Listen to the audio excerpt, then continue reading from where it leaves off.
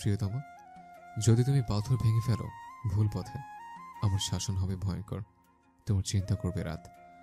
তোমার প্রতিটি পদক্ষেপ আমি গভীরভাবে লক্ষ্য রাখব। যদি তুমি পথ পাকাও, ভয়ঙ্কর শাস্তি হবে তোমার প্রতিশ্রুতি। তোমার দৃষ্টির দিকে কেউ যদি একটু নজর রাখে, আমার প্রতিশোধের আজ তুমি অস্বীকার করতে পারবে না। তোমার ভুলের জন্য আমি হব অন্ধকারের গার্ড।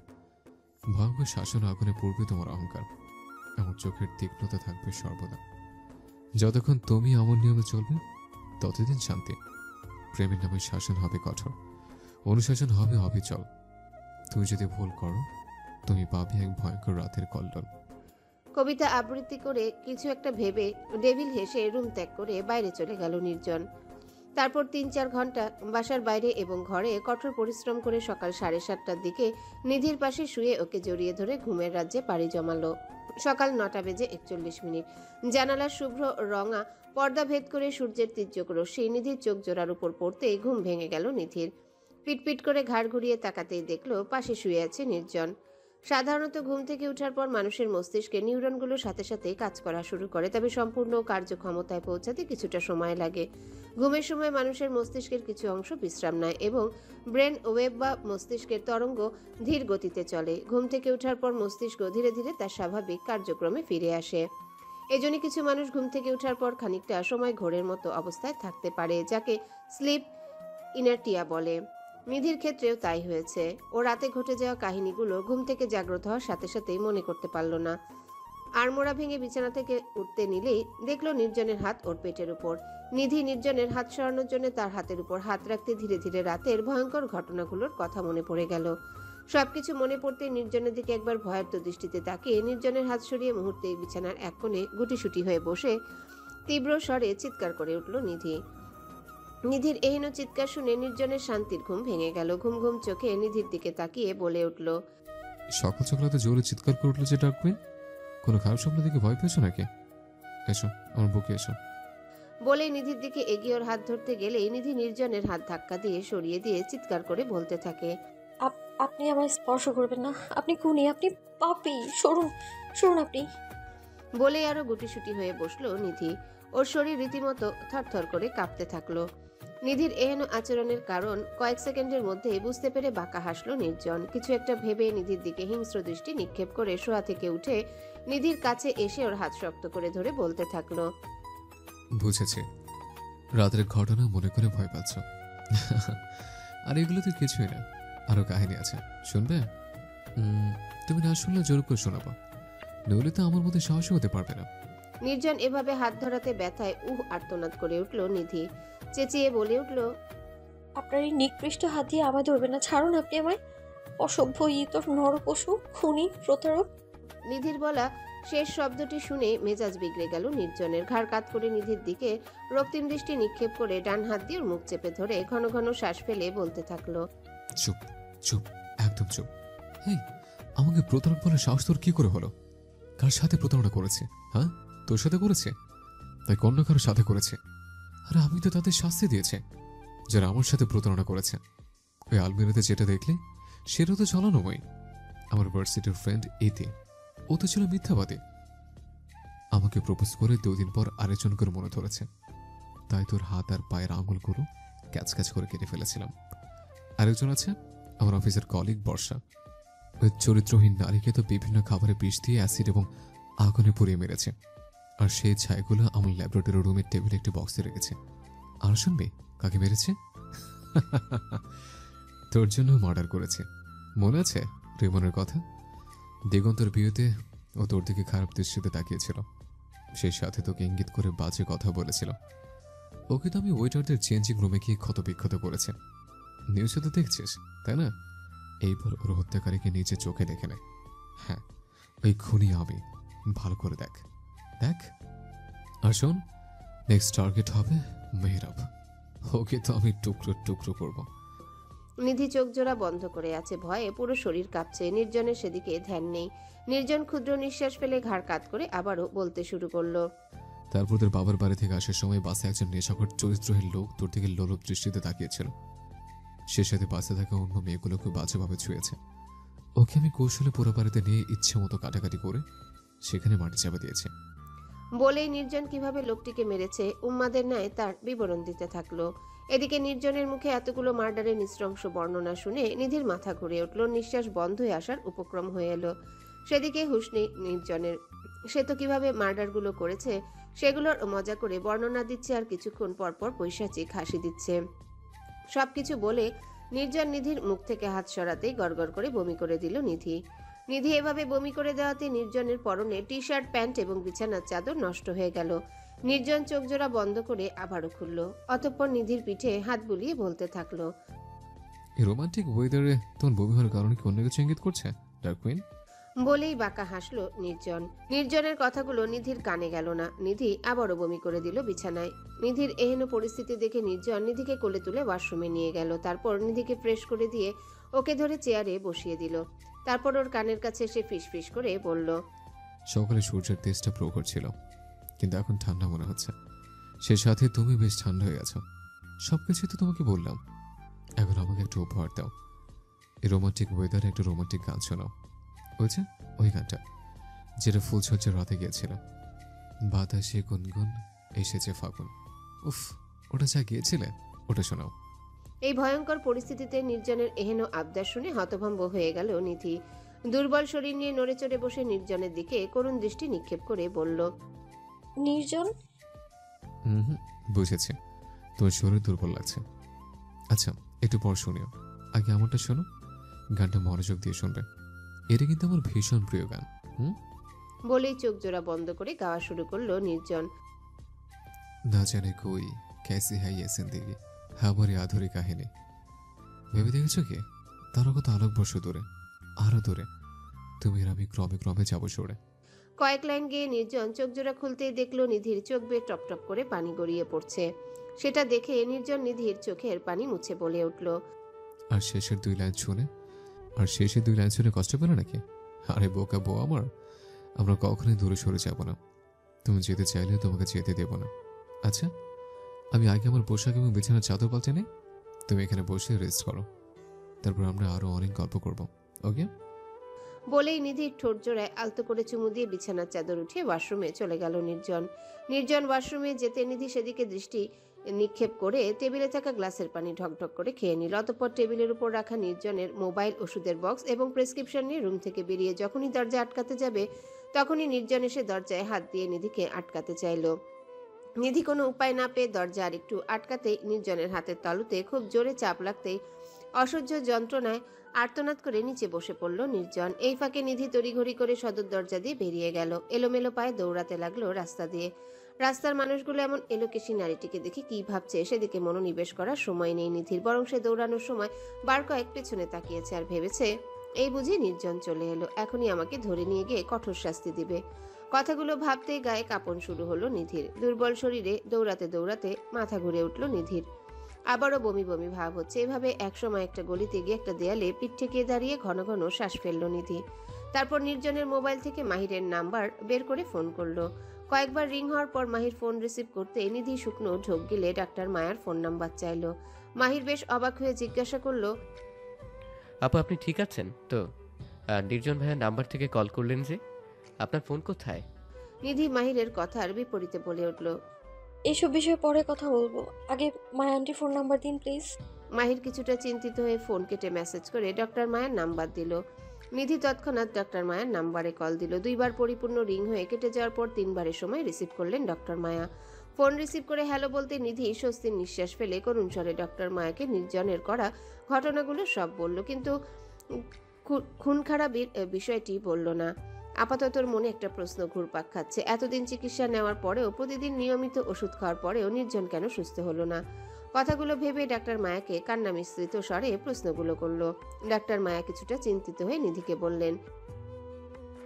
নিধি গলির আশেপাশে তাকিয়ে করুণ স্বরে বলল, এই মুহূর্তে আমার কাছে কোনো টাকা নেই, আমি তার কাছে কিভাবে পৌঁছাবো? আপনি যদি মেহরাবকে এখানে পাঠাতেন তাহলে হয়তো আমি যেতে পারতাম।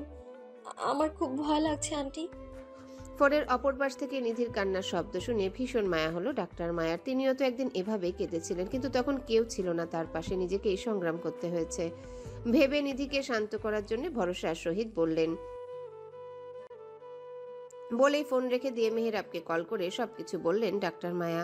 মেহেরাব সবকিছু শুনে সিনিয়র অফিসারকে বলে গাড়ি নিয়ে ডাক্তার মায়ার বলা ঠিকানায় চলে গেল। প্রায় 20 মিনিট পর নিধির দেওয়া ঠিকানায় পৌঁছালো মেহেরাব। গলি থেকে বেরিয়ে মেন রাস্তায় দাঁড়িয়েছিল নিধি। এই সময়ের মধ্যে কতবার যে এদিক ওদিক তাকিয়েছে ঠিক নেই। মেহেরাবের গাড়ি দেখে স্বস্তির নিঃশ্বাস ফেলে দরজা খুলে গাড়িতে উঠে বসে ডাক্তার আজাদের চেম্বারে নিয়ে যেতে বলল নিধি। নিধির ক্লান্ত মুখশ্রীর পানে করুণ দৃষ্টিতে তাকিয়ে কথা না বাড়ি গাড়ি স্টার্ট করলো মেহেরাব।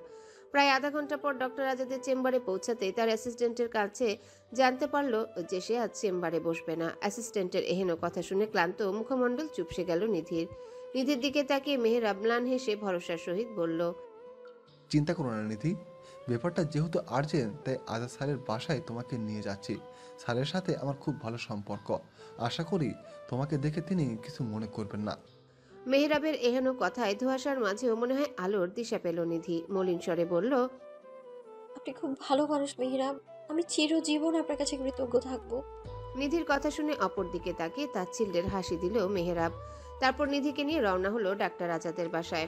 ডাক্তার আজাদের বাসায় গিয়ে 2 বার কলিং বেল বাজাতে তিনি দরজা খুলে নিধি এবং মেহেরাবকে দেখে বিস্ময়কর চাহনি নিক্ষেপ করে বললেন, আরে তোমরা এখানে হঠাৎ আমার বাসায় এসেছো যে?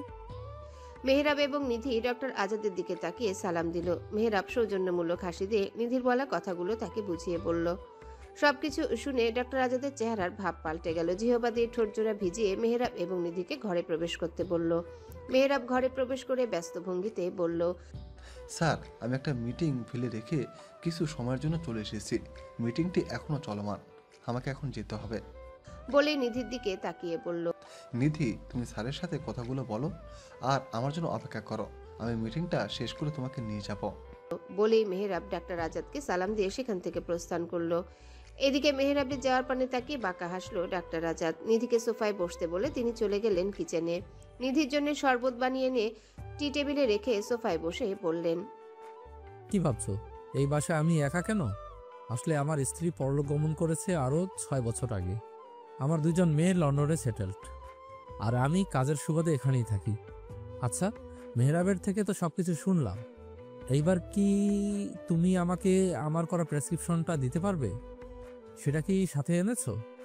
ডাক্তার আজাদ বলতেই নিধি প্রেসক্রিপশনটা তার দিকে এগিয়ে দিল। তিনি সেটা হাতে নিয়ে তীক্ষ্ণ দৃষ্টি নিক্ষেপ করে বাঁকা হেসে বললেন, আরে তোমাকে দেখে তো বেশ অস্থির মনে হচ্ছে। এই ঠান্ডা শরবতটি খেয়ে নাও, আশা করি এই প্রখর গরমে স্বস্তি পাবে।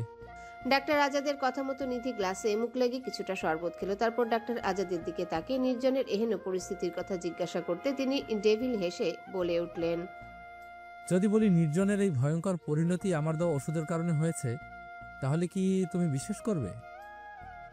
ডাক্তার আজাদের কথা শুনে ভরকে গেল নিধি। ভ্রুকুটি করে বিস্ময়ের স্বরে জিজ্ঞাসা করলো। মানে? ডক্টর আজাদ পৈশাচিক হাসি দিয়ে বললেন, আরে আরে রিল্যাক্স, এখনই এত উত্তেজিত হওয়ার কিছু নেই। আগে তো পুরোটা শুনে নাও, অবশ্য একটু পর তুমিও শুকনো পাতার মতো ঝরে যাবে। তার আগে পুরো ঘটনাটা তোমাকে শোনাতে চাই।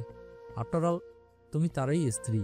বলেই বাঁকা হেসে বলতে শুরু করলো, তোমার সৎ শাশুড়ির সাথে ছিল আমার নিষিদ্ধ সম্পর্ক। তখন আমি এত বড় ডক্টর ছিলাম না, মধ্যবিত্ত পরিবারের সন্তান আমি।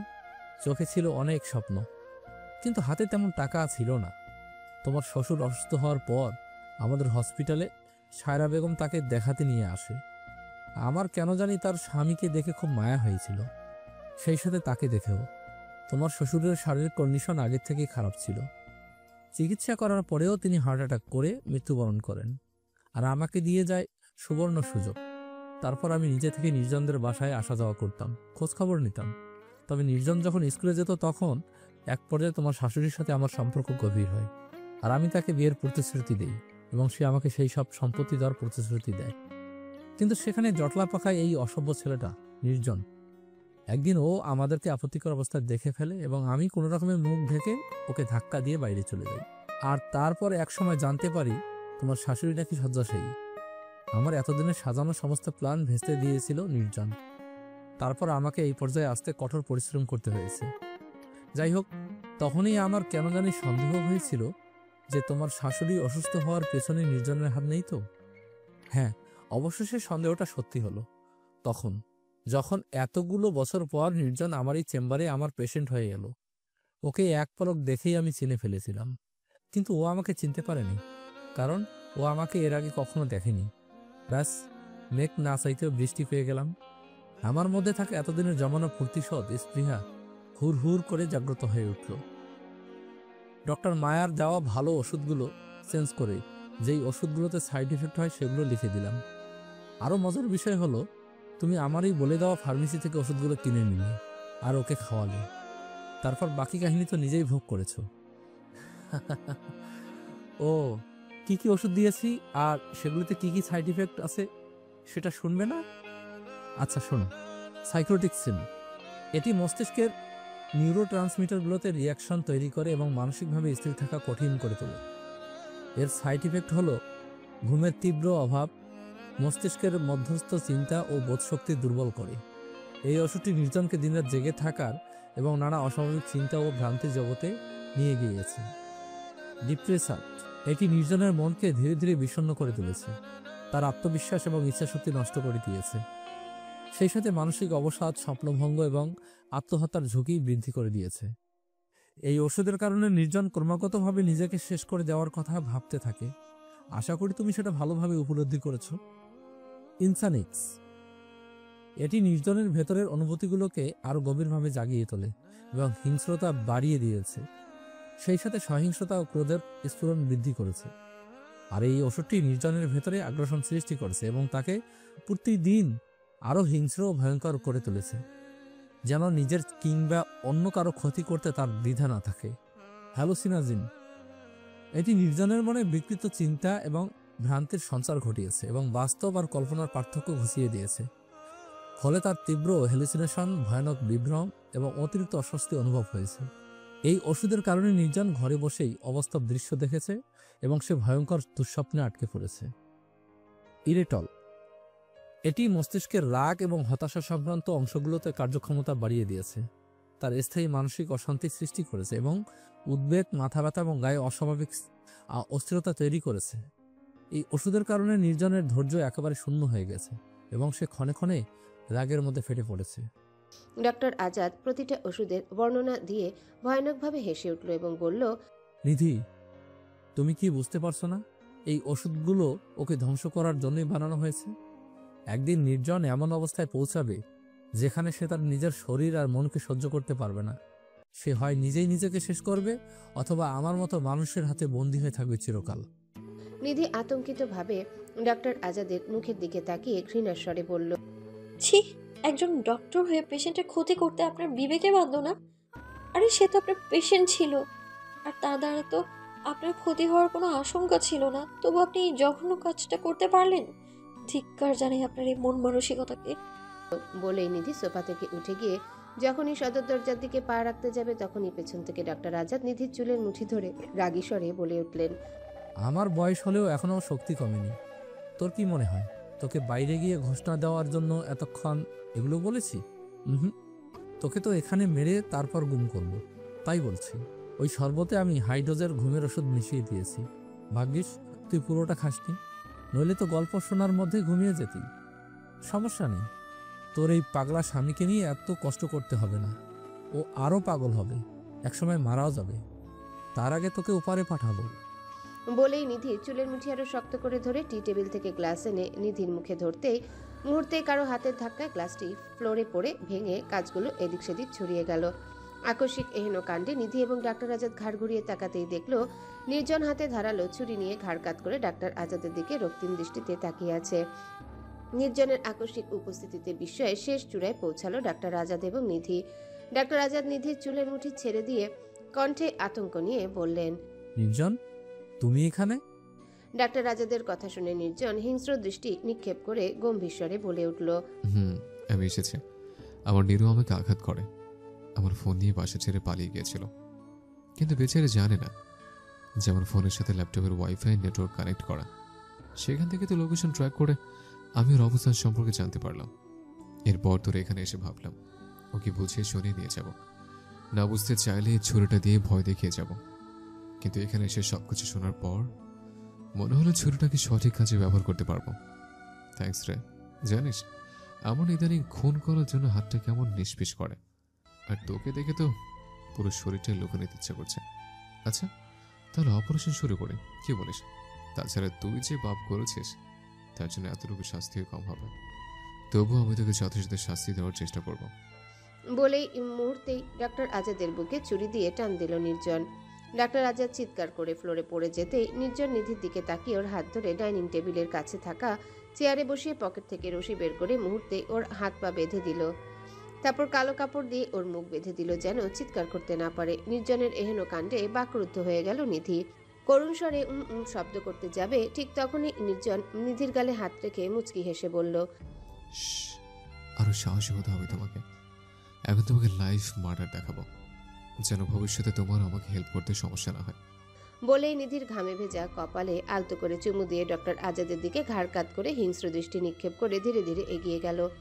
ডক্টর আজাদ অজ্ঞাতস্বরে তাকাচ্ছিল নির্জনের দিকে। নির্জন হঠাৎ তীব্রভাবে ডক্টর আজাদের বুকে লাথি দিল আর তারপর শুরু হলো ধ্বংসাত্মক যুদ্ধ। নির্জন অত্যন্ত দ্রুততার সাথে ডক্টর আজাদের হাত ধরে ফেলে এবং এক ঝটকায় ছুরি দিয়ে ডক্টর আজাদের ডান হাতের কবজি লক্ষ্য করে আঘাত করে। ছুরি একটানা টেনে নিয়ে ডক্টর আজাদের হাত থেকে কবজি সোজা কেটে পড়ে। ফলে রক্তে ভিজে যায় পুরো ফ্লোর। ডক্টর আজাদ তীব্র স্বরে চিৎকার করে ওঠে, কিন্তু নির্জন তার চিৎকারে আর কোনো সাড়া দিয়ে ছুরি নিয়ে ডক্টর আজাদকে আরও একবার বুকে আঘাত করে। ডক্টর আজাদ তীব্র কষ্টে কুঁকড়ে ওঠে, কিন্তু নির্জন তার কাটা বুক থেকে বের হওয়া তাজা রক্তের দিকে তাকিয়ে তৃপ্তির হাসি দেয়। তারপর নির্জন তাকে আরও নৃশংসভাবে আক্রমণ করে। তার পায়ের হাঁটুতে ছুরি দিয়ে এমনভাবে আঘাত করে এতে ফ্লোরে রক্তের ফোয়ারা বয়ে যায়। আর নির্জনের এই আঘাতের মধ্য দিয়ে ডক্টর আজাদ একেবারে নিঃশেষ হয়ে পড়ে। শরীরের রক্ত গড়িয়ে পড়তে থাকে ফ্লোরে। ডক্টর আজাদ চোখ জোড়া বন্ধ করার আগ মুহূর্তে নির্জন ছুরি দিয়ে তার চক্ষুদ্বয়ের কোটর থেকে সন্তর্পণে মণি দুটো বের করে আনে। তারপর এলোপাথারিভাবে ছুরি দিয়ে তার পুরো শরীরে আঘাত করতে থাকে নির্জন, যেন খুব দ্রুত গতিতে সে শশার স্লাইস করছে। এভাবে একের পর এক আঘাত করতে করতে নির্জনের পুরো শরীর লাল রক্তে মাখামাখি হয়ে যায়। এদিকে এহেন দৃশ্য দেখে কয়েক মিনিট আগে নিধি সেন্সলেস হয়ে যায়। নির্জন কপালের রক্ত মুছে নিধির দিকে একবার তাকিয়ে ডাক্তার আজাদের উপর নিজের করা আঘাতগুলো দেখে ঘাড় কাত করে বলে উঠল, এবার তুমি আর কাউকে ধ্বংস করতে পারবে না আজাদ, কারণ তোমার নামের মতেই তোমাকে আমি মুক্ত করে দিয়েছি। আজ থেকে তোমাকে নশ্বর পৃথিবী থেকে মুক্ত করে দেব। একাধারে কথাগুলো বলেই ধীরে ধীরে নিধির দিকে এগিয়ে গেল নির্জন। হাতে থাকা রক্তাক্ত ছুরিটির দিকে তাকিয়ে তাচ্ছিল্যের হাসি দিয়ে বলে উঠল, কখনো ভাবিনি তোর মাধ্যমে প্রেসের প্রাণও ছড়বে। কথাগুলো বলেই নির্জন নিধির কাছে গিয়ে ডাইনিং টেবিলে থাকা পানির গ্লাস থেকে হাতে পানি নিয়ে নিধির চোখে কয়েকবার ছিটিয়ে দিতে ধীরে ধীরে নিধি চোখ মেলে তাকাতেই দেখলো চোখের সামনে রক্তমাখা পোশাকে দাঁড়িয়ে আছে নির্জন। চুলগুলো এলোমেলো হয়ে কিছুটা কপালে লেপ্টে আছে, কপালে ফোঁটা ফোঁটা রক্ত লেগে আছে, আর দুই গাল এবং চিবুকেও রক্তের ফোঁটা বিদ্যমান। এগুলো দেখে রীতিমতো গায়ে কাটা দিয়ে উঠল নিধির। দুর্বল শরীর নিয়ে চেয়ার থেকে উঠতে গিয়ে দেখলো ওর হাত পা বাঁধা। ফ্লোরে থাকা ডাক্তার আজাদের লাশটির দিকে তাকিয়ে শরীর গুলিয়ে আবারও বমি বমি ভাব হলো নিধির। নির্জনের দিকে ঘৃণার নজরে তাকিয়ে মুখ দিয়ে শব্দ করলো। নিধির অস্বস্তি হচ্ছে বুঝতে পেরে নির্জন বাঁকা হেসে নিধির মুখের বাঁধন খুলে দিয়ে হাতের ছুরিটি নিধির চোখের দিকে তাক করে গম্ভীর স্বরে বলল, তোমাকে ছাড়তে পারি, তবে এক শর্তে। আগে বলো মানবে কিনা। যদি না মানো তাহলে এখানে তোমার মৃত্যু নিশ্চিত। নির্জনের কথা শুনে চোখ জোড়া বড় বড় হয়ে গেল নিধির। বিস্ময়ের চাহনি নিক্ষেপ করে নির্জনকে বলল, নির্জন, আপনি অসুস্থ। এই ডক্টর আপনাকে ভুল ওষুধ দিয়েছে। আমার বাঁধন খুলে দিন, আমার বাঁধন খুলে দিন প্লিজ। আপনি যে অন্যায়গুলো করেছেন একটাও সুস্থ মস্তিষ্কে করেননি। আমি আপনাকে সব বুঝিয়ে বলছি। আমার আমার শরীর খুব দুর্বল লাগছে, প্লিজ আমায় ছেড়ে দিন। নিধির অশ্রুতে ভেজা চোখ জোড়া দেখে মন বিগলিত হলো না নির্জনের। সে রূঢ় দৃষ্টি নিক্ষেপ করে পানির গ্লাস নিধির মুখের কাছে নিয়ে বলল, হা করো, তোমার গলায় শুকিয়ে গেছে, স্পষ্টভাবে কথা বলতে পারছো না। আর এই নরপশুকে মেরে এখন নিজেকে সম্পূর্ণ সুস্থ মনে হচ্ছে। আগে পানি খাও, তারপর বাকি কথা হবে। বলেই নিধির ঠোঁটের কাছে পানির গ্লাস স্পর্শ করতে তৃষ্ণার্ত নিধি ঢকঢক করে পানি খেল।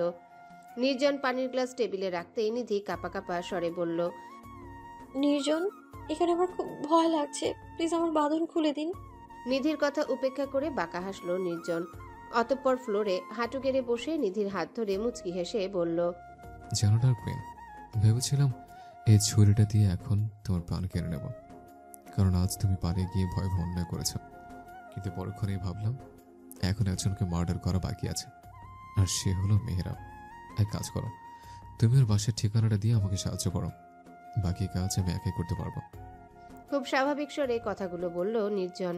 নির্জনের এহেন কথায় ফের কেঁপে উঠল নিধি। নির্জনের দৃষ্টিভঙ্গি সূক্ষ্মভাবে পর্যবেক্ষণ করে কিছু একটা ভেবে করুণ স্বরে বলল, আচ্ছা, আমি মেহরাবের বাসার ঠিকানা দিব, আর আপনার সাথে আমিও যাব সেই বাসায়। আমিও আপনার সঙ্গী হব, আপনাকে সাহায্য করব আমি। নিধির এহেন কথা শুনে বেশ অবাক হলো নির্জন। মুখে হাসির রেখা ফুটিয়ে বলল, সত্যি সত্যি তুমি আমাকে সাহায্য করবে? এর মানে তোমার সাহস হয়েছে, তাই না? দেখেছ, এই জন্যই তোমার সামনে লাইফ মার্ডার করলাম। নইলে তো ট্রেনিংটা পাকাপোক্ত হবে না। আচ্ছা জান পাখি, তোমার বাঁধন খুলে দিচ্ছে। বলেই নির্জন নিচের দিকে তাকিয়ে নিধির হাত পায়ের বাঁধন খুলতে থাকলো। এদিকে নির্জনের দিকে করুণ দৃষ্টিতে তাকিয়ে রইল নিধি।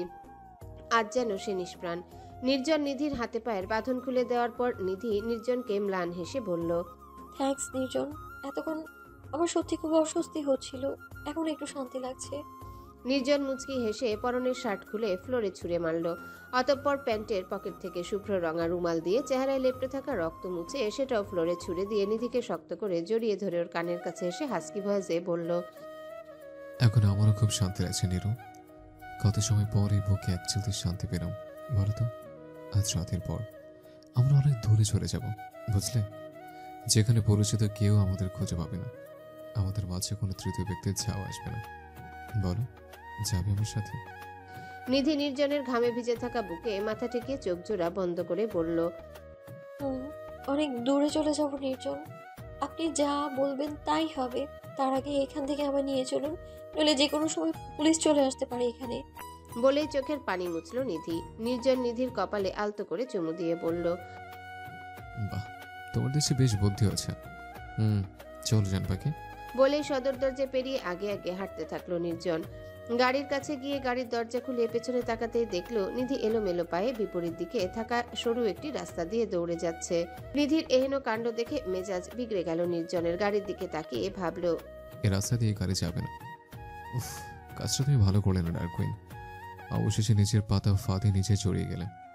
আমার সাথে মিথ্যা নামক প্রতারণা করার শাস্তি তো তোমাকে পেতেই হবে, আর সেটা হলো মৃত্যু। আজ না হয় আমাদের জীবনের শেষ প্রতিযোগিতা হবে। ভেবেই নিধির পেছনে নির্জন ছুটল। এদিকে সরু রাস্তা দিয়ে দৌড়ানোর পর নিধি পাশে একটা জঙ্গলের মতো দেখতে পেল। পেছনে একবার তাকিয়ে দেখলো কেউ নেই। ভাবলো, যে কোনো সময় নির্জন চলে আসতে পারে, আমাকে এই জঙ্গলেই লুকাতে হবে। ভেবেই গহীন একটা জঙ্গলের মধ্যে এলোমেলো পা ফেলে দৌড়াতে থাকলো নিধি। চোখে মুখে আতঙ্কের ছাপ স্পষ্ট। এ যেন নিধির দেখা সেই প্রথম স্বপ্নের কাহিনী বাস্তবায়ন হচ্ছে। দৌড়ানোর সময় বারংবার পেছনে ফিরে তাকাচ্ছে নিধি, কিন্তু বারংবার একটা ধোঁয়াশা অবয়বকে পেছনে দৌড়ে আসতে দেখছে। নিধি আরো জোরে দৌড়াতে থাকলো, কিন্তু কিছুতেই সে সামনে এগিয়ে যেতে পারছে না। হৃদস্পন্দন যেন ক্রমাগত হ্রাস পাচ্ছে। হঠাৎ কালো অবয়বটি নিধির সামনে এসে ওকে খুব শক্ত করে জড়িয়ে ধরল। অতঃপর ওর কোমল ওষ্ঠদ্বয় খুব সন্তর্পণে আঁকড়ে ধরল। শত চেষ্টা করেও নিধি ছুটতে পারল না। অবয়বটি যেন তার শীতল ওষ্ঠদ্বয় দ্বারা তার শেষ তৃষ্ণা মেটাতে ব্যস্ত। নিজের তৃপ্তি মিটিয়ে জঙ্গলের দানবাকৃতির গাছ ভেদ করে জ্যোৎস্নার আবছা আলোতে কালো অবয়বটি নিধিকে ছেড়ে দিয়ে ধীরে ধীরে দৃশ্যমান হলো। অবয়বটি পুরোপুরি দৃশ্যমান হতেই নিধি বিস্ময়কর স্বরে বলে উঠল, নির্জন, আপনি? অপর পাশ থেকে রক্তিম দৃষ্টি নিক্ষেপ করে উত্তেজিত স্বরে নির্জন বলে উঠল, কি ভেবেছিলে তোমায় ধরতে পারবো না? আবারও বিশ্বাস করে শেষ সুযোগ দিয়েছিলাম তোমায়, কিন্তু তুমি কি করলে? আমার বিশ্বাস নিয়ে খেললে। আচ্ছা ডার্ক কুইন, তুমি কেন আমার থেকে দূরে যেতে চাইছো? না না, আর তোমাকে কষ্ট করে দূরে যেতে হবে না। আমরা এখনই অনির্দিষ্টকালের জন্য পরে চলে যাব। Are you ready my dark queen? বলেই নির্জন পেছন থেকে সেই চকচকে ধারালো ছুরি বের করে যখনই নিধির পেটে তাক করবে, ঠিক তখনই নির্জনকে পেছন থেকে কেউ একজন নির্জনের মাথায় আঘাত করলো। আর নির্জন তীব্র চিৎকার করে মাটিতে ছড়িয়ে ছিটিয়ে থাকা শুকনো পাতার উপর পড়ে গেল। ধীরে ধীরে তার চোখ জোড়া বন্ধ হয়ে গেল। এদিকে জ্যোৎস্না রাত হওয়ায় জঙ্গলের গাছের ফাঁক থেকে চাঁদের আলোতে সামনের অবয়বটি আঁচ করতে কষ্ট হলো না নিধির। ঘন ঘন শ্বাস ফেলে উত্তেজিত স্বরে বলে উঠল, মেহরাব, আপনি এখানে? নিধি বলতেই মেহেরাব তার হাতে থাকা শুকনো সরু ডালটি ফেলে দিয়ে নিধির কাছে এসে ভরসা স্বরে বলল, নিধি, ডোন্ট ওয়ারি, ও আর তোমার কোনো ক্ষতি করতে পারবে না। আমি যখন স্যারের বাসায় ঢুকতে যাব ওই সময় দেখে নির্জন গাড়ির কাছে এসে দাঁড়িয়েছে আর তুমি সরু পথ দিয়ে দৌড়ে যাচ্ছ। কিছুক্ষণ পর দেখলাম নির্জনও তোমার পিছনে ছুটে গেল, তাই আমিও তোমাদের ফলো করি। আর ও তোমাকে আঘাত করতে নিলে আমি তৎক্ষণাৎ সামনে থাকা গাছে সরু ডাল দিয়ে ওর মাথায় আঘাত করি। আজ আমি সঠিক সময় না পৌঁছালে হয়তো অঘটন ঘটে যেত। আল্লাহ যে এখনো তোমায় ভালো রেখেছেন তার জন্য শুক্রিয়া, আর আমি পুলিশকে ফোন করে জানিয়ে দিচ্ছি। বলেই ক্ষুদ্র নিঃশ্বাস ফেলে মাটিতে পড়ে থাকা নির্জনের ক্লান্ত মুখশ্রীর দিকে তাকালো মেহরাব। এদিকে মাটিতে অচেতন হয়ে শুয়ে থাকা নির্জনের ঘুমন্ত মুখমণ্ডল দেখে নিধি যেন বাকরুদ্ধ হয়ে গেল। এক পর্যায়ে মাটিতে হাঁটু গেড়ে বসে নির্জনের বুকে হাত জোড়া রেখে গগন বিদারী চিৎকার দিয়ে উঠল নিধি। কিছুক্ষণ পর সেখানে পুলিশ এসে হাজির হলো এবং কয়েক ঘন্টা পর নিধির কাছ থেকে ডক্টর আজাদকে মার্ডার করার বিষয়ে স্বীকারোক্তি নিয়ে নির্জনকে নিয়ে গেল। কেটে গেল 17 দিন। এই 17 দিন ঘটে গেছে অনেক কিছু। নির্জনের মানসিক অবস্থার কথা চিন্তা করে তাকে মেন্টাল হসপিটালে ভর্তি করা হয়। সেখানে তার আরও কিছু টেস্ট করার পর তার মানসিক জটিলতার অবস্থা জানতে পেরে ডক্টররা বেশ অবাক হয়ে যায়। তারা ডক্টর আজাদের এই কাজটিকে বিকৃত মস্তিষ্কের কাজ বলে আখ্যায়িত করেন। টিভি নিউজ এবং পেপারেও এই খুনের ঘটনা ছড়িয়ে পড়ে। সোশ্যাল মিডিয়ায় বিষয়টি ছড়িয়ে পড়তে কেউ কমেন্ট করে ডক্টরের এমন মৃত্যুই কাম্য ছিল। কেউ কেউ আবার নির্জনের এই মার্ডারটির ভয়াবহতা সম্পর্কে নিজেদের অনুভূতিগুলো ব্যক্ত করে।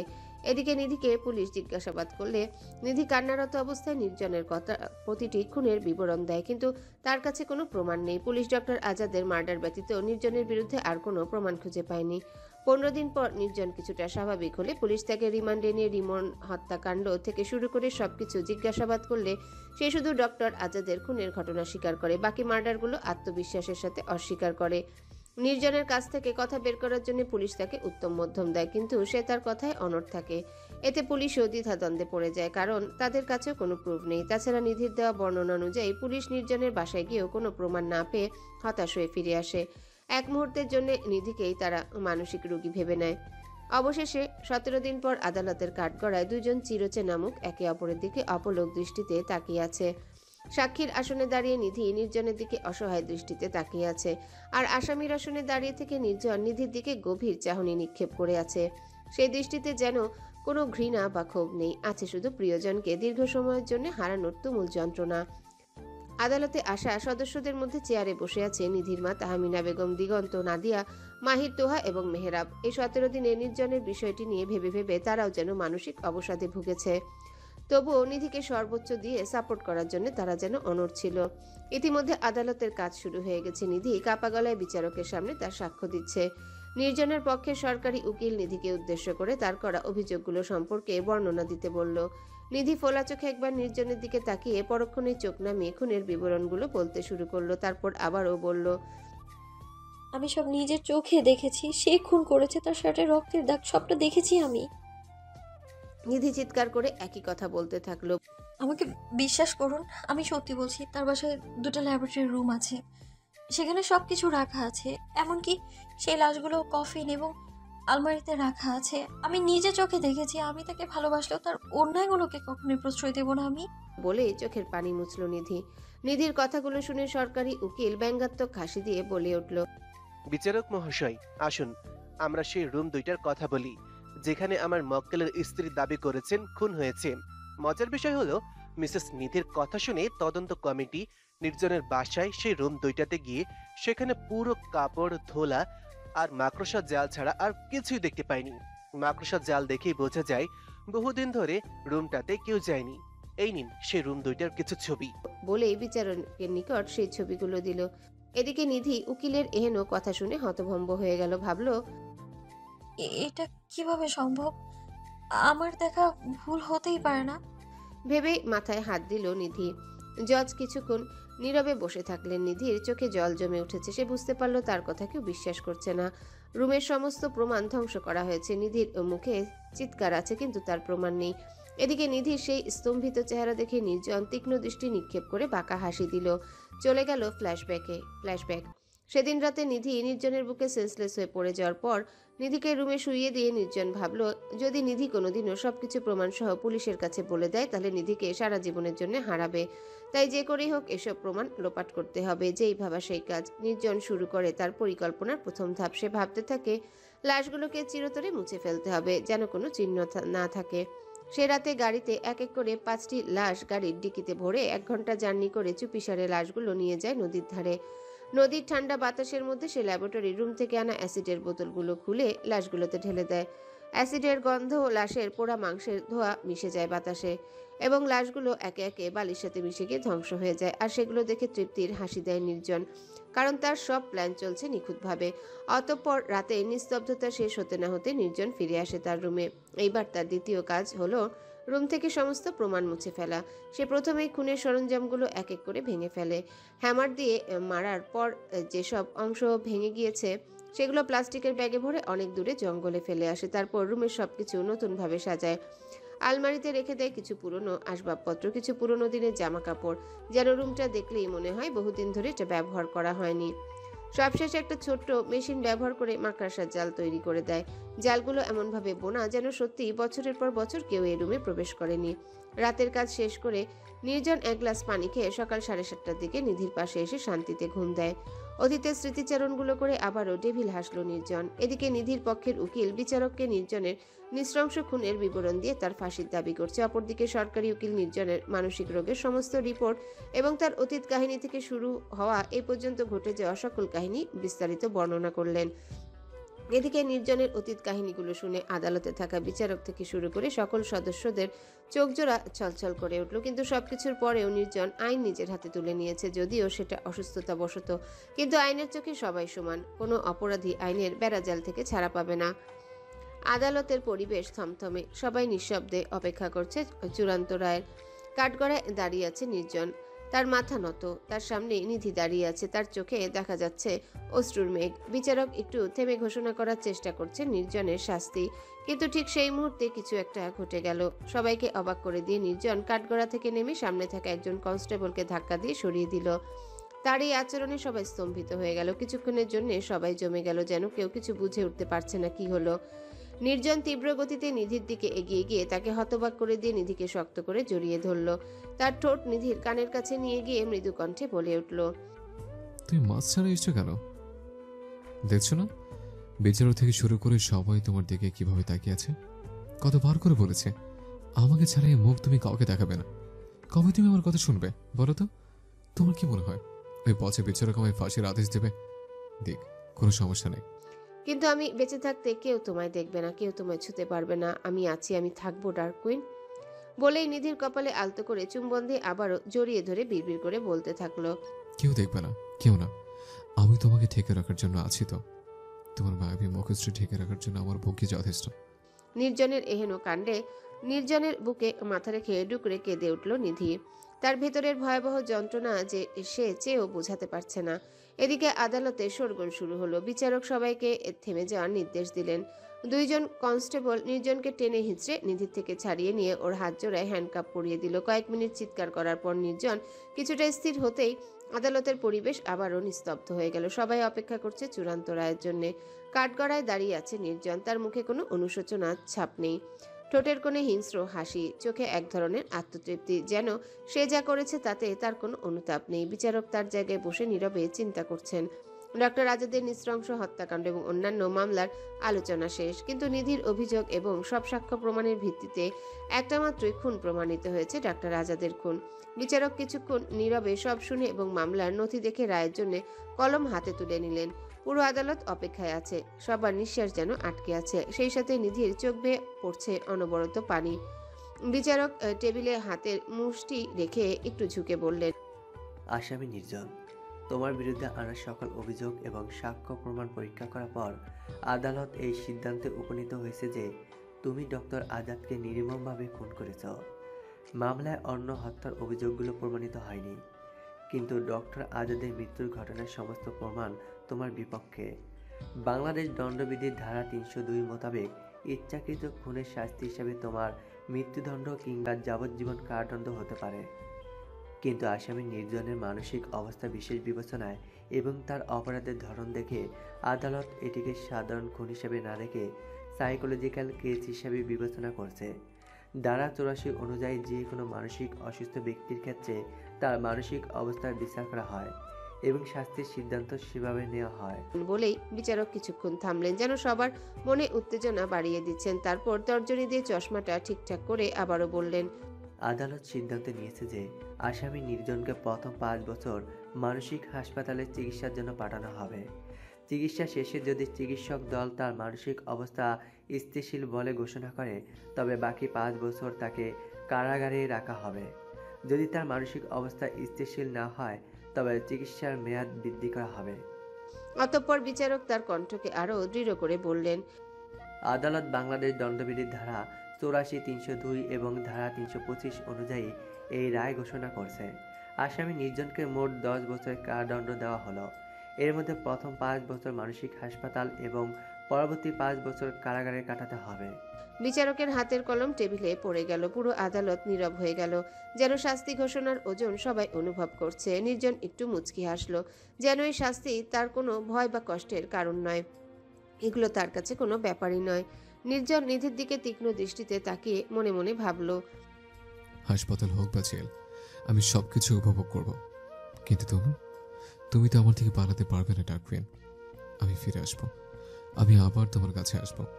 আদালতের পরিবেশ একদম নীরব হয়ে গেছে। আকস্মিক নির্জন নিধির দিকে তাকিয়ে উচ্চস্বরে বলে উঠল, আমার প্রিয়সী, তুমি যতই পালাতে চাও, আমি আছি তোমার ছায়ায়, তোমার ঘুমে, তোমার স্বপ্নে। আমি থাকবো পাশে সবসময়। রাতের গভীর অন্ধকারে তোমার মনে আমি চুপচাপ, মনে মনে আমার হাতে চিরকালে থাকবে তোমার প্রতিটি ধাপ। তুমি ভাবো, যতই তুমি দূরে চলে যাবে, তোমার হৃদয়ে আমি আছি। এছাড়া আর কিছুই নেই। ভালোবাসা নয়, এটা অভিশাপ, এক কঠিন শিকল। তুমি চাইলে যতই পারো, আমি ছেড়ে দেব না তোমার বাঁধন। স্বপ্ন তুমি দেখবে আমাকে, আমি ছাড়িয়ে যাব তোমার মনে। কখনো পারবে না তুমি বলতে আমার ভালোবাসার শেখা। তুমি জানো না আমি কেমন। নির্জনের এহেন কবিতা শুনে নিধি বাকরুদ্ধ হয়ে গেল। তার চোখের কোণে পানি জমে গেছে, তার নিঃশ্বাস নেওয়া কষ্টকর হয়ে গেল। হয়তো নির্জনের প্রতিটা শব্দ তাকে আরো গভীরভাবে ঘিরে ধরেছে। নির্জন আবার এক মুহূর্তের জন্য তার দিকে তাকিয়ে হাসলো, কারণ সে জানে নিধির মুক্তি কখনো হবে না। নিধির চোখে পানি জমে গেল, সে স্থির হয়ে দাঁড়িয়ে রইল। আদালতের কক্ষ ভরে উঠল কোলাহলে। কেবল নির্জনের কণ্ঠ সবার কানে পৌঁছালো। একসময় সেই সময়টাও ধীরে ধীরে ফুরিয়ে এলো। দীর্ঘ সময়ের জন্য দুটি দেহ একে অপরের থেকে বিচ্ছিন্ন হয়ে গেল। আবারও কি এক হবে তারা?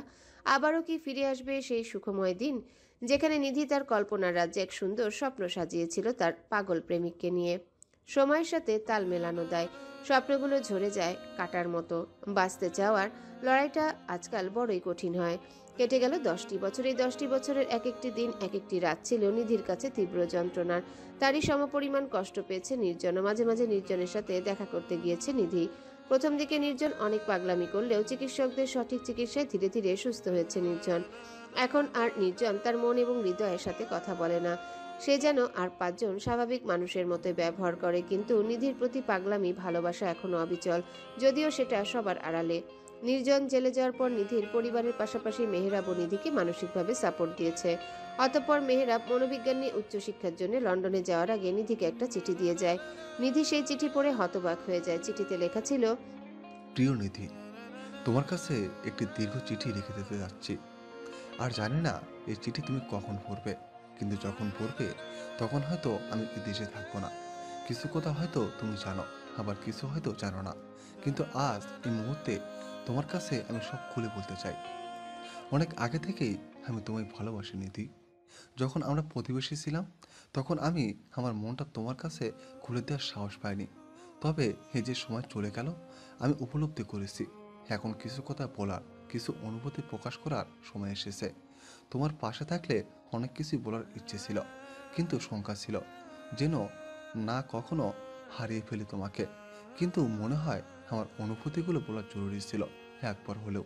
হয়তো কথাগুলো বললে আজ তুমি পুরোপুরি আমার হতে। জানো, তোমার বিয়ের খবরটা শুনে আমি ভেঙে পড়েছিলাম। এটা এমন এক খবর ছিল যেটা আমি কোনোদিন কল্পনা করিনি। তুমি অন্য কারো হয়ে গেলে, এটা আমার হৃদয়ের এক অদ্ভুত ক্ষত সৃষ্টি করেছিল, যেটা কোনোদিন ভরতে পারবে না।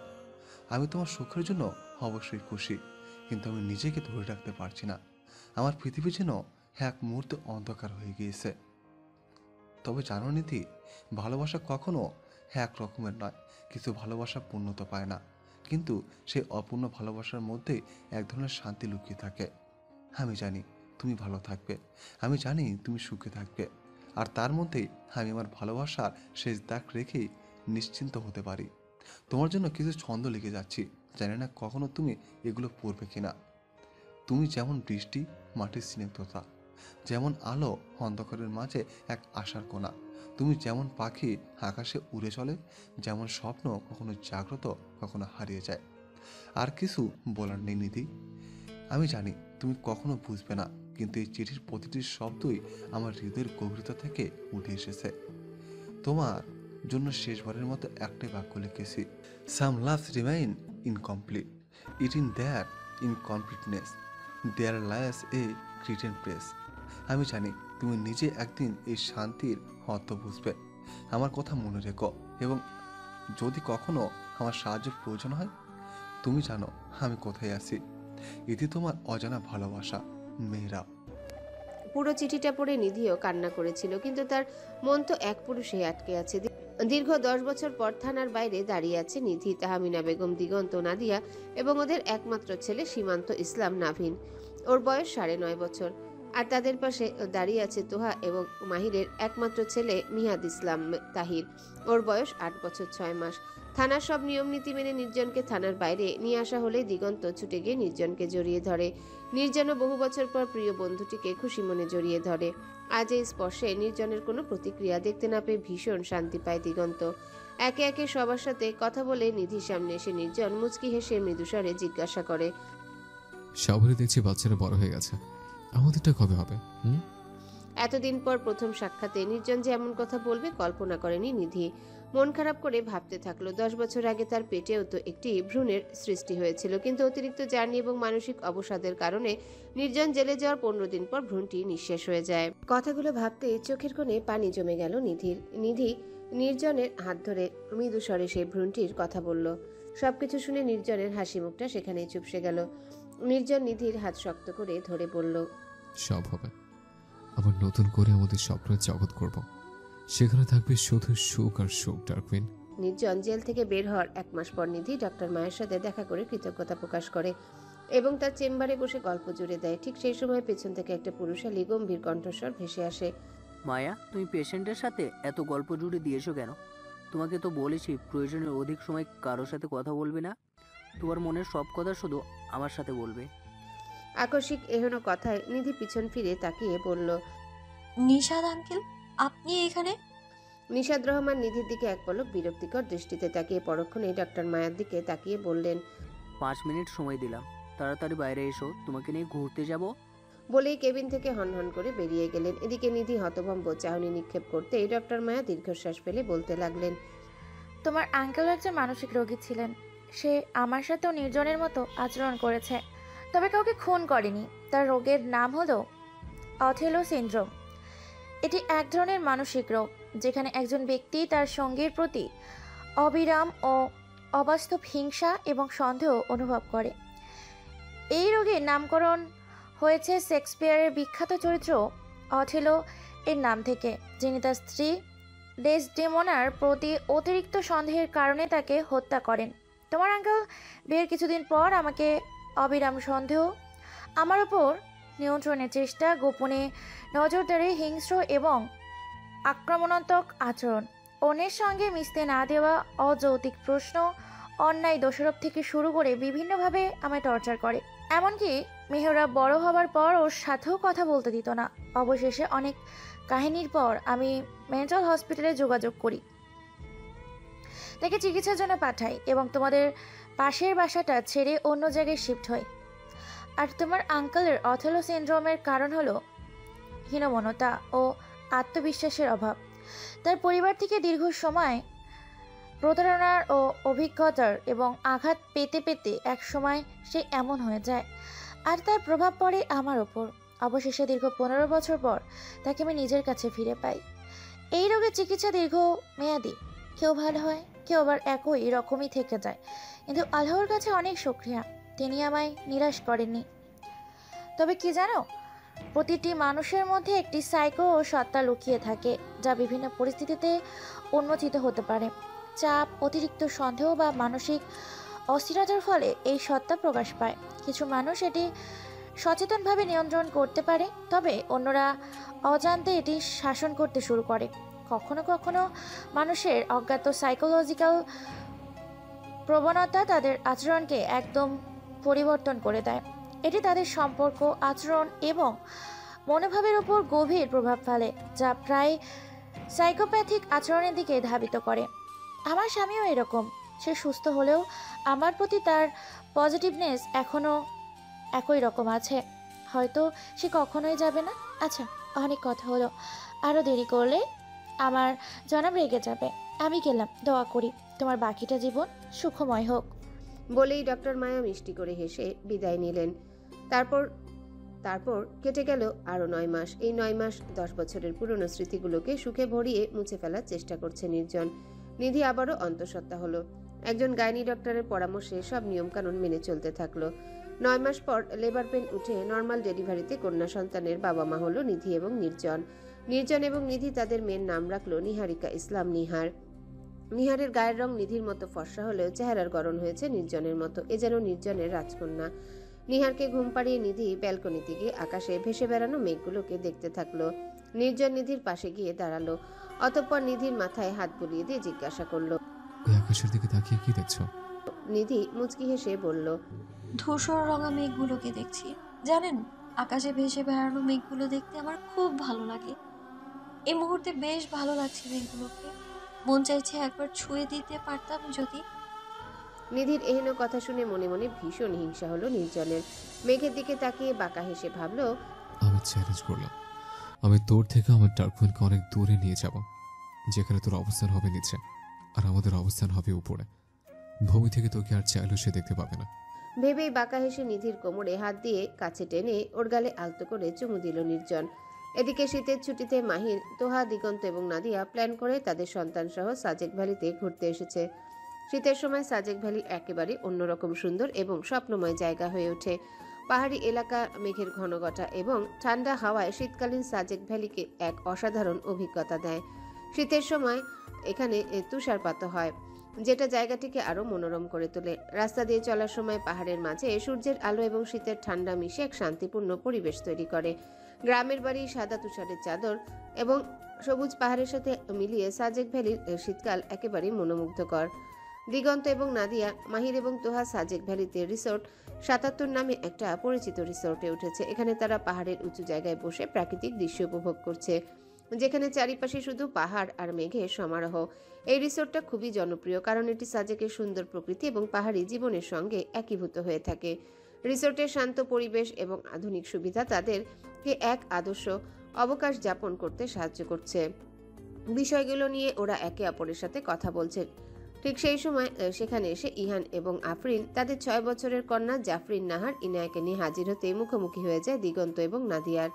আফরিন তো দিগন্তকে দেখে তেলে বেগুনে জ্বলে ওঠে। এদিকে নাদিয়ার ইহান একে অপরের দিকে বিস্ময়কর দৃষ্টিতে তাকিয়ে থাকে। আফরিন দিগন্তের দিকে তাকিয়ে বলে ওঠে, বুঝলাম না, তুমি কি এখন আমাকে ফলো করছো? আমরা এখানে ঘুরতে এসেছি, আর তুমিও? দিগন্ত ঝগড়ুটে সুরে বলে উঠল, মিস আফরিন, এত বছর পর আপনার মাথায় কি ভূত চেপেছে? আমি আপনাকে ফলো করতে যাব কেন? এখানে আমি নই, আমরা এসেছি পরিবার সহ। এত বছর পরেও দেখছি আপনার ঝগড়াটা স্বভাব গেল না। দিগন্তের এহেন কথা শুনে আফরিন আঙ্গুল উঁচিয়ে কিছু বলতে যাবে, তখনই ইহান ওকে টেনে রিসোর্টের দিকে নিয়ে গিয়ে বলল, পাগল নাকি তুমি? সে তোমারও ফলো করবে কেন? এমনিতেও গতকাল রাতে আমার কথা শুনোনি। এখন নাদিয়ার ছেলের সাথে তোমার মেয়ের খেলাধুলা করুক, আর আমি তোমার সাথে। বলে ইহান দুষ্টু এসে ইনায়াকে কোল থেকে নামিয়ে বাচ্চাদের সাথে খেলতে যেতে বলল। ইনায়াও দৌড়ে চলে গেল খেলতে। আফরিন কটমটিয়ে ইহানকে বলল, আর এটা তুমি কি করলে? আমার শত্রুর ছেলের সাথে ইনায়াকে খেলতে পাঠালে? ইহান চোখ টিপে বলল, তোমার মাইন্ড ফ্রেশ করো। তাছাড়া দাগ থেকে যদি ভালো কিছু হয় তাহলে দাগ কি ভালো? বলেই আফরিনের হাত ধরে রুমে নিয়ে গেল। অতঃপর ইহান আফরিনকে শক্ত করে জড়িয়ে ধরল। আফরিন আর কিছু বলতে পারল না। সাজেকের ঠান্ডা বাতাসে দুজনের শরীর যেন একাকার হয়ে যায়। আফরিনের নরম গাল ইহানের হাতের উষ্ণ স্পর্শে সজীব হয়ে উঠল। দুজনার চোখে গভীর প্রেমের আভা ছড়িয়ে পড়ল। ইহান ধীরে ধীরে আফরিনের ঠোঁটে আলতো চুমু দিল। ধীরে ধীরে একে অপরের মধ্যে হারিয়ে গেল দুজন। তাদের মাঝে বয়ে গেল শুধুই প্রেম, শুধুই মিলন। এদিকে নাদিয়া নাভিনকে ইনায়ের সাথে খেলতে দিয়ে দিগন্তকে টেনে রুমে নিয়ে গিয়ে দিগন্তের মুড চেঞ্জ করার জন্য জড়িয়ে ধরে বলল, আমি এখন প্রেম করব। নাদিয়ার এহেন কথা শুনে দিগন্ত ভ্যাবাচেকা খেয়ে বলল, সূর্য কি আজ দক্ষিণ দিকে উঠলো নাকি? দাঁড়াও দেখে আসি। বলেই নাদিয়াকে ছাড়তে চাইলো। নাদিয়া দিগন্তের কলার টেনে বলল, সূর্য ঠিক জায়গায় উঠেছে। এই কুল কুল ওয়েদারে তোমাকে কাছে পেতে ইচ্ছে করছে জানো। বাইরে বাচ্চারা খেলছে আর এটা তো সুবর্ণ সুযোগ। বলেই লাজুক হাসলো নাদিয়া। দিগন্ত নাদিয়ার দিকে সূক্ষ্ম দৃষ্টিতে তাকিয়ে বলল, এই তুমি কি হানি নাটস খেয়েছো নাকি? নাদিয়া মুখ ভেঙচি কেটে বলল, যা দুষ্টু, ওটা তো নাভিনকে খাওয়ায়। হানি নাটসে থাকা পেস্তা বাদাম, কাজু বাদাম, কিশমিশ, মধু, জাফরান এগুলো শরীরের হাড়ের ক্ষয় রোধে সহায়ক। তুমি না সবসময় নেগেটিভ চিন্তা করো, ধুর ভাল লাগে না।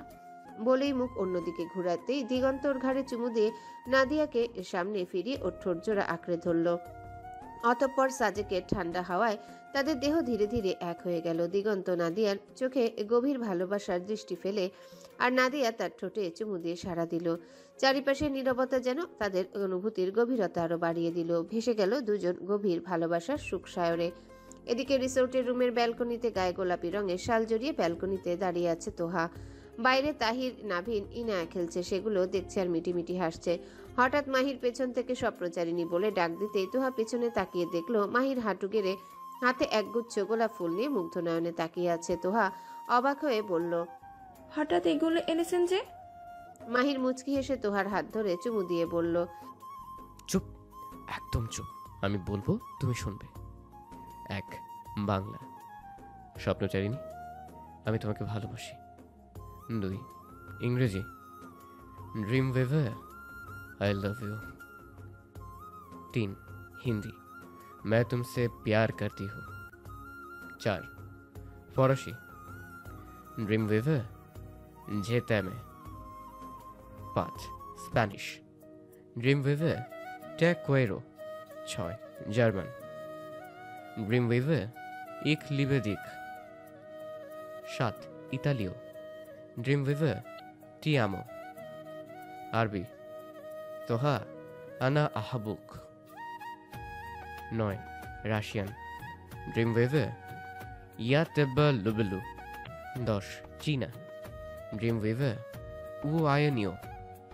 এভাবে মাহির 10টা ভাষায় প্রপোজ করে দাঁড়িয়ে তোহার ঠোঁটে চুমু দিয়ে বলল, স্বপ্নচারিণী আজ আমি বলবো আর তুমি শুনবে। অনেক ব্যস্ত সময়ের মধ্যেও তোমায় খুব মিস করি, আগলে রাখতে চাই, কিন্তু ব্যস্ততা আমায় ঘিরে ধরে। তাই তো কিছু সময় তোমাকে আনন্দ দেওয়ার জন্য এখানে আসা। এসো না, এত সুন্দর স্নিগ্ধ পরিবেশে দুজন মধুর আবেশে হারিয়ে যাই। বলেই তোহার ঠোঁট জোড়ায় আলতো করে চুমু দিতে তোহা মাহিরকে শক্ত করে জড়িয়ে ধরে কেঁদে দিয়ে বলল, আমি সত্যি ভাগ্যবতী নারী মাহির। আপনার মতো একজন আদর্শবান স্বামী পেয়ে আমার নারী জীবন ধন্য মনে হয়। এতগুলো ভাষা আমাকে প্রপোজ করে আমায় পাগল করে দিয়েছেন মাহির। আমি তো এগুলো পারি না, তবে গান শোনাতে পারি, শোনাবো? মাহির মুচকি হেসে সায় জানাতেই তোহা মাহিরের বুকে মাথা রেখে গেয়ে উঠল, ভালোবাসি ভালোবাসি এই সুরে, কাছে দূরে জলে স্থলে বাজায় বাজায় বাসি, ভালোবাসি ভালোবাসি। আকাশে কার বুকের মাঝে ব্যথা বাজে, দিগন্তে কার কালো আখি, আখির জলে যায় ভাসি, ভালোবাসি ভালোবাসি। সেই সুরে সাগর কুলে বাদন খুলে, অতুল রোদন উঠে দুলে, সেই সুরে বাজে মনের অকারণে ভুলে যাওয়া গানের বাণী। ভোলা দিনের কাঁদন কাঁদন হাসি, ভালোবাসি ভালোবাসি ভালোবাসি ভালোবাসি। তোহা গান শেষ করে মাহিরের দিকে তাকাতেই মাহির তোহাকে কোলে তুলে নিয়ে বিছানায় গিয়ে শরীর কমফোর্টার টেনে দিল। মাহির ধীরে ধীরে তোহার হাতে হাত রাখলো, অতঃপর একে অপরের দিকে গভীরভাবে তাকিয়ে থাকলো। মাহিরের নিঃশব্দে চুম্বনে তাহার ঠোঁটে মাহিরের নিঃশব্দে চুম্বনে তোহার ঠোঁটের আগুনে মতো উত্তাপ ছড়িয়ে পড়ল। তোহাও নিজেকে মাহিরের কাছে সঁপে দিল। দুজনের ঠোঁটজোড়া এক মিষ্টি অদৃশ্য প্রতিজ্ঞায় মিলিত হয়ে গেল। আজ সময় থেমে গিয়েছিল। সুখময় পৃথিবী শুধু তাদের ছিল। 6 মাস পর নির্জন, নিধি এবং তাদের মেয়ে নিহারকে নিয়ে চিরস্থায়ী হতে বাংলাদেশ থেকে বহু দূরের একটি দেশে এসেছে, যেখানে কখনোই বৃষ্টিপাত হয় না। সত্যি এমন এক গ্রাম আছে বিশ্বে যেখানে হয় না বৃষ্টি। এটি পৃথিবীর একমাত্র স্থান যেখানে কখনোই বৃষ্টি হয় না। তবে গ্রামের সৌন্দর্য সবাইকে মুগ্ধ করে। সেখানে জনবসতি, স্কুল, মাদ্রাসা, মসজিদ সবই আছে। আরও আছে নজরকাড়া প্রাচীন স্থাপনাসমূহ। প্রতি বছর প্রচুর পর্যটকেরও আগমন ঘটে সেখানে।